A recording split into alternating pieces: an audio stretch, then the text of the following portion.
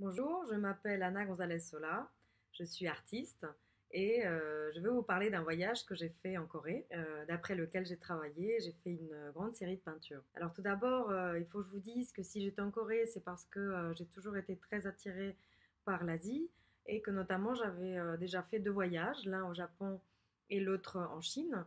Donc je me suis dit qu'il y avait comme une sorte de logique un peu naturelle à aller voir ce qui se passait au milieu de ces deux pays, donc la Corée. Alors me voici donc à Séoul, principalement attirée par les paysages urbains nocturnes, éclairés en néon donc, avec ces milliers de néons qui montrent une effervescence un peu extraordinaire et des couleurs donc exacerbées, poussées à l'extrême, avec une excitation de la rétine qui est poussée à l'extrême, je dirais. Donc moi, c'est ce qui m'a principalement intéressée pour le travail de la couleur, parce que ça crée une espèce d'ambiance féerique qui donne un choix de travail de la couleur assez infini, finalement. Et une autre chose qui est assez curieuse dans la nuit de Séoul, qui fait partie du paysage, ce sont les tentes transparentes qui s'appellent les Pojang Matcha.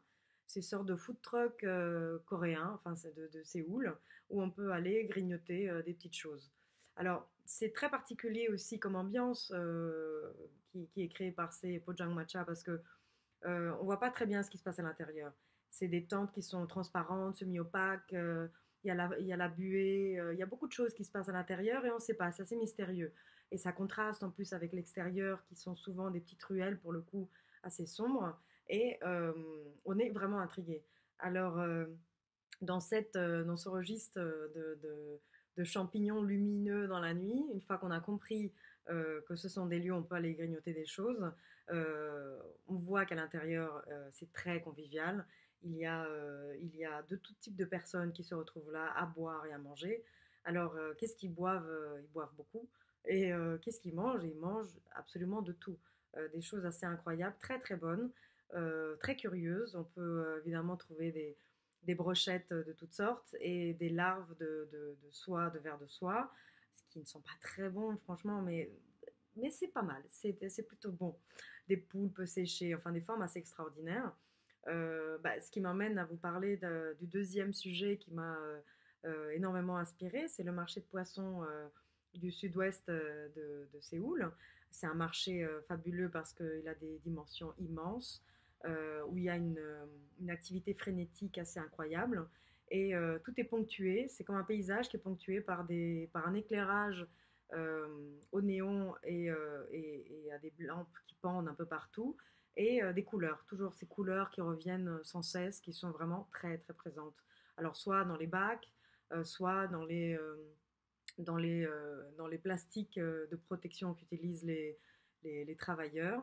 Et c'est un véritable spectacle, en fait. On a l'impression que c'est un cabinet de curiosité où on pourrait même se croire dans un laboratoire scientifique par l'étrangeté de toutes les choses qui se trouvent dans ces bocaux et dans ces bacs. Alors je pense que euh, c'est le genre de théâtre qui est un peu sans fin pour nous en inspiration parce que c'est totalement étranger et totalement contrasté par rapport au marché que nous on connaît, évidemment, de ces marchés où tout est un peu à sa place, étiqueté, à savoir d'où on vient, etc. Donc tout ça m'emmène un peu à revenir en France et à réfléchir sur le fait qu'effectivement, entre la Corée, le Japon et la Chine, eh bien, je pourrais dire finalement que la Chine, que la Corée est un parfait ou tout du moins presque un parfait milieu justement entre la Chine et le Japon par bien des aspects, mais notamment celui de, par exemple, le rapport humain. On retrouve en Corée le raffinement et le respect entre les gens, mais pas poussé à l'extrême, codifié à l'extrême comme pourrait le faire le japonais, mais plutôt comme les Chinois, c'est-à-dire moins de règles, beaucoup plus direct, beaucoup plus proche de l'être, du sentiment et de l'expression des choses de la vie qui peuvent arriver de manière impromptue. Voilà mon expérience avec la Corée.